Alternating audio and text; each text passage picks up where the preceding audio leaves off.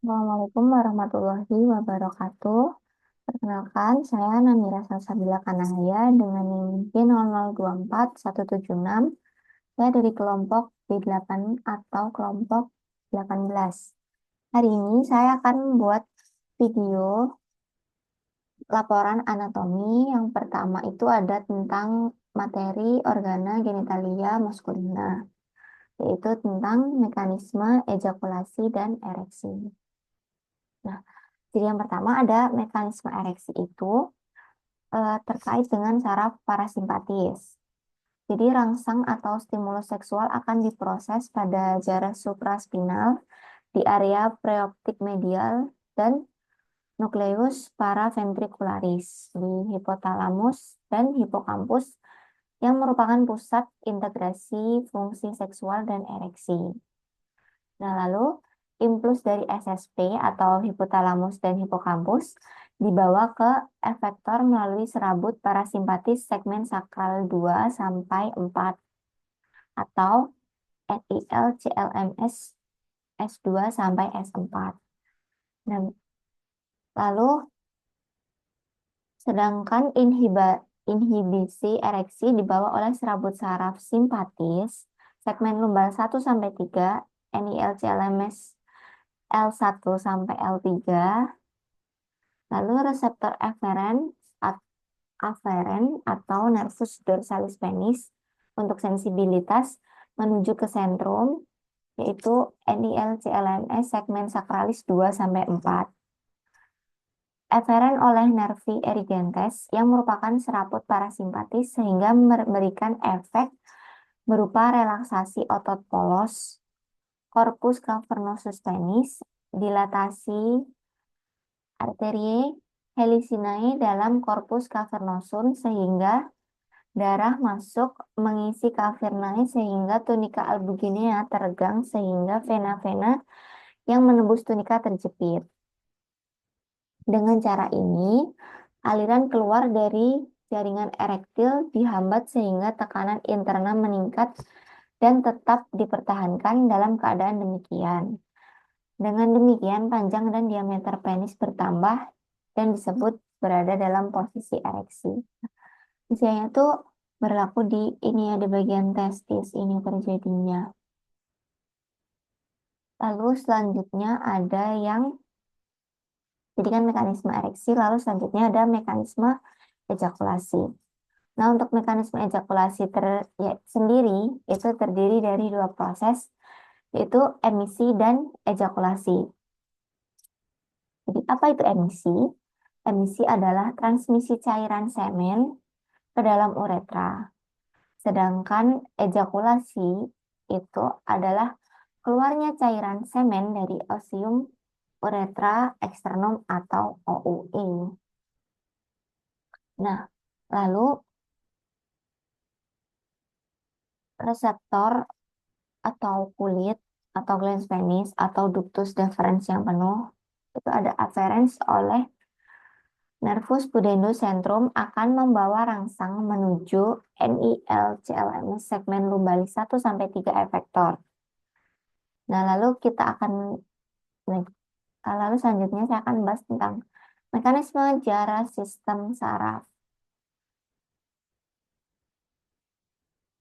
Nah, seperti yang sama tadi, yang dari reseptornya itu dari kulit, bisa dari kulit, dari glans penis atau ductus deferens yang penuh, lalu afferents oleh nervus pudendus centrum akan membawa rangsang menuju NIL CLMS segmen lumbalis 1 sampai 3 efektor.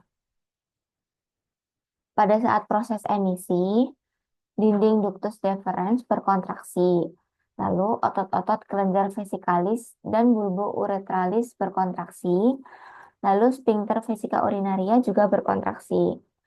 Proses ejakulasi menyebabkan kontraksi arteri helicinae sehingga bisa mengalirkan darah ke venula dan ditambah kontraksi musculus bulbus pungiosus dan musculus ischiocavernosus sehingga dorongan mekanis untuk mengeluarkan semen dari uretra. Nah, Ya, seperti itu. Jadi mekanisme ereksi itu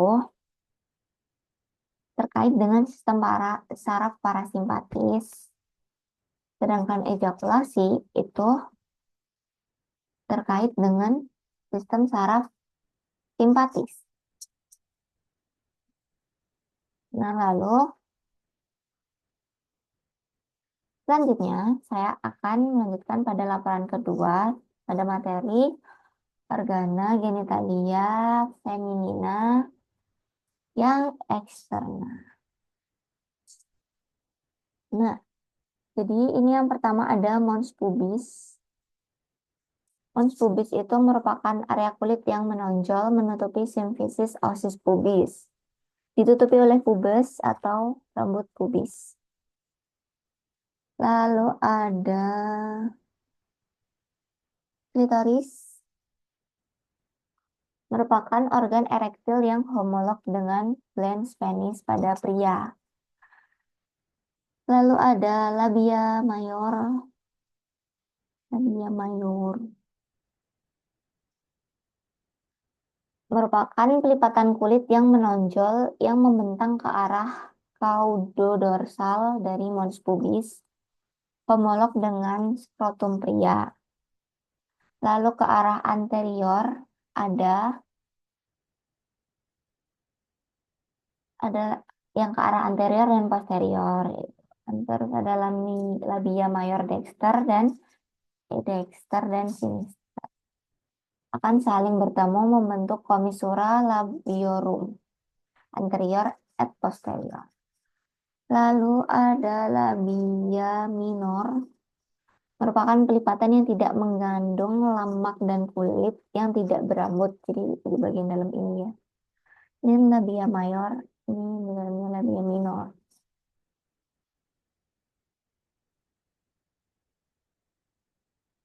Dan dia terletak di antara kedua labia mayor.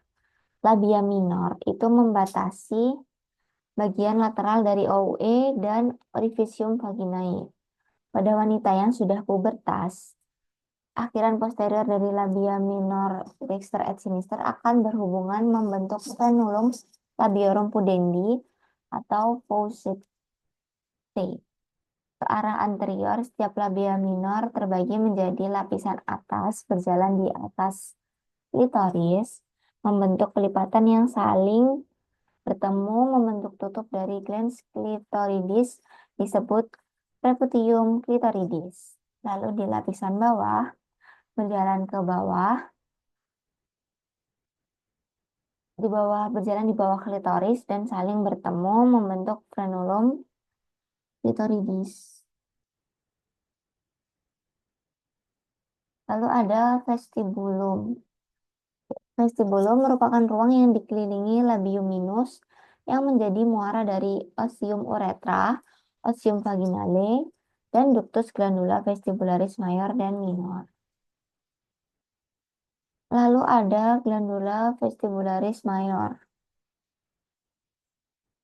Nih, yang di bagian sini. Glandula ini homolog dengan glandula bulbouretralis pada pria. Setiap glandula mempunyai ductus yang akan bermuara tepat di sebelah lateral pada cekungan di antara dua labia. Lalu ada himen. Himen atau selaput darah, biasanya disebut selaput darah ya. Jadi selaput darah itu ada berbagai tipe. Yang pertama ada imperforat himen, ada anular himen, ada septat himen, ada siribiform himen, dan ada paros introitus himen. Jadi himen itu merupakan selaput mukosa yang kaya akan pembuluh darah. Jadi himen itu kan selaput darah. Dia tuh bisa ruptur karena ada mungkin bisa ada jatuh atau ada uh, kesalahan waktu dalam olahraga. Jadi uh, dia tuh bisa dan ada berbagai bentuk dan imperforate hymen itu biasanya dia malah berbahaya karena uh, perempuan yang memiliki himen yang tipenya imperforate, itu malah nanti dia bingung apa untuk darah haidnya tuh keluar lewat dari mana gitu. Jadi kadang dan dia tuh juga bisa robek karena waktu berhubungan suami istri seperti itu. Jadi sekarang selanjutnya saya akan melanjutkan laporan anatomi di materi ketiga yaitu tentang anatomi ren beserta vaskularisasi dan inervasinya. Jadi ini adalah bentuk ren. Yang pertama ada korteks. Jadi fungsi ren itu adalah untuk menyaring darah dari zat-zat yang tidak diperlukan tubuh dan mengeluarkannya sebagai urin atau dalam bentuk ekskresi. Yaitu bisa lalu fungsi selanjutnya ada mengatur keseimbangan air, elektrolit, dan asam basa darah. Lalu untuk fungsi endokrinnya ada untuk eritropoietin, enzim menghasilkan enzim renin dan kalsitriol. Lalu ren sendiri adalah organ retroperitoneal. Lokasinya sendiri ada pada dinding posterior abdomen. Lalu saat respirasi, kedua ren, jadi ren kan ada yang dextra dan sinistra. Jadi saat respirasi, kedua ren turun sekitar 2,5 cm. Lalu terdapat glandula adrenal di polus superior. Terdapat di glandula adrenal di polus superior. Lalu untuk letak secara skeletopisnya sendiri, dan sinister itu setinggi bagian superior vertebrae thoracalis 7 atau kurang lebih di costa 6. Lalu untuk ren dexter itu lebih rendah setengah dari vertebrae karena ren dexter itu letaknya lebih rendah daripada ren sinister atau lebih rendah setengah vertebrae karena adanya pendesakan lobus hepatis dexter. Lalu lapisan pembungkusnya itu ada dari profunda ke superficial. Yang pertama ada kapsula fibrosa. Pembungkus yang meliputi ren langsung melekat erat pada permukaan luar ren. Lalu ada perirenal fat atau lemak yang meliputi kapsula fibrosa dan pembuluh darah yang masuk keluar ren. Lalu ada fascia renalis, yaitu lapisan membranosa yang terletak di luar perirenal fat, ren, dan glandula suprarenalis. Lalu membungkus ren, lalu glandula adrenal bagian depan atau sampai dengan fascia gerota atau fascia gerota nama lainnya. Lalu ada pararenal fat, lemak yang terletak di luar fascia renalis di bagian posterior dan posterolateral ren. Lalu ada fiksator ren atau yang menyokong dan memfiksasi ren agar tetap pada tempatnya. Ada fascia renalis, ada arteri vena renalis. Lalu selanjutnya ada topografi ren. Jadi fasi jadi ren itu ada facies anterior ren, dexter itu berhubungan dengan beberapa struktur. Di antaranya terpisah dari ren oleh suatu lapisan peritoneum dan beberapa lainnya berkontak langsung dengan ren. Lalu ada polus superior yaitu glandula suprarenalis. Lalu ada polus inferior, sisi lateralnya itu berhadapan dengan flexura cholidextra.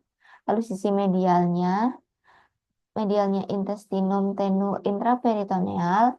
Lalu ada fascia anterior ren sinistra itu juga berhubungan dengan beberapa struktur, di antaranya dipisahkan dengan selapis peritoneum dan struktur lain sehingga berkontak dengan ren. Lalu sebagian kecil polus superior di sisi medial tertutup oleh glandula suprarenalis sinistra. Lalu di sisa bagian polus superior tertutup gaster intraperitoneal dan liat. Lalu bergeser ke inferior pankreas yang terletak retroperitoneal menutupi bagian bawah ren, lalu di sisi lateral separuh bawah ren tertutupi oleh flexura coli sinistra dan permulaan kolon descendens dan di sisi medial oleh sebagian jejunum yang terletak intraperitoneal. Lalu ada struktur eksternal ren. Struktur eksternal ren itu ada tiga: fasies, margo, fasies, polus atau ekstremitas, dan margo. Jadi di fasiesnya sendiri ada fasies anterior dan posterior.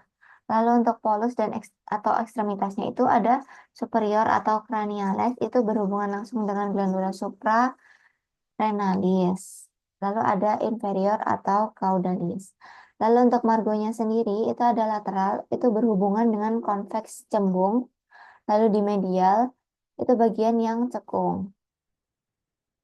Lalu di struktur interna ada cortex renalis, ada columna renalis bertini, itu struktur di antara piramidis renalis. Lalu ada arcus corticalis, yaitu lengkungan yang menghubungkan antar kolumna renalis. Lalu ada medulla renalis, ada piramidis renalis, yaitu massa membentuk konus. Lalu ada papilla renalis, apex dari medulla renalis menghadap sinus renalis. Lalu ada foramina papillaria atau lubang-lubang di ujung papilla renalis dan muara ductus papillaris bertini. Lalu calyx minor berhubung masing-masing terhubung dengan satu atau lebih papilla renalis. Lalu ini ya, calyx minor ada di dalam sini. Lalu ada pelvis renalis, gabungan dari calyx mayor yang akan menjadi ureter. Ini akan menjadi ureter ke bawah. Lalu ada sinus renalis atau pelebaran hilus. Lalu ada vaskularisasi ren, dimulai dari fase arteriosa yang menuju ren adalah arteri renalis. Lalu ada aorta abdominalis dari lumbal 1 sampai lumbal 2. Lalu ada arteri renalis dextra et sinistra. Lalu ada ramus anterior et ramus posterior, itu akan masuk ke hilus. Lalu ada arteri lobaris atau ramus primarius masuk ke piramidis renalis. Lalu ada arteri interlobaris berjalan ke kolumna renalis. Lalu ada arteri arcuata, itu akan berjalan di basis piramidis renalis. Lalu ada arteri interlobularis, itu akan ke cortex renalis. Lalu ada arteri afferent glomeruli membawa darah ke glomerulus. Lalu ada glomerulus, itu berhubungan dengan kapsula Bowman akan membentuk corpusculum malvigi untuk difiltrasi menjadi urin. Sebagian dari kecil darah tidak akan difiltrasi, melainkan tetap mengalir di glomerulus menuju arteria efferent glomeruli, lalu menuju ke arteri rekta berfungsi untuk reabsorpsi di tubulus ginjal. Lalu ada inervasi ren, plexus renalis, yaitu yang somatic efferent, ada nervis planikitoraki. Untuk yang simpatisnya ada nervus planicus mayor, et nervus planicus minor. Lalu untuk parasimpatisnya ada nervus vagus. Plexus renalis berhubungan dengan plexus testicularis. Untuk drainase limfatikinya masing-masing ren bermuara ke nodi aorti laterales lumbales di sekeliling pangkal arterie renalis. Jadi mungkin sekian laporan dari saya. Apabila ada kurang lebihnya, saya mohon maaf. Assalamualaikum warahmatullahi wabarakatuh.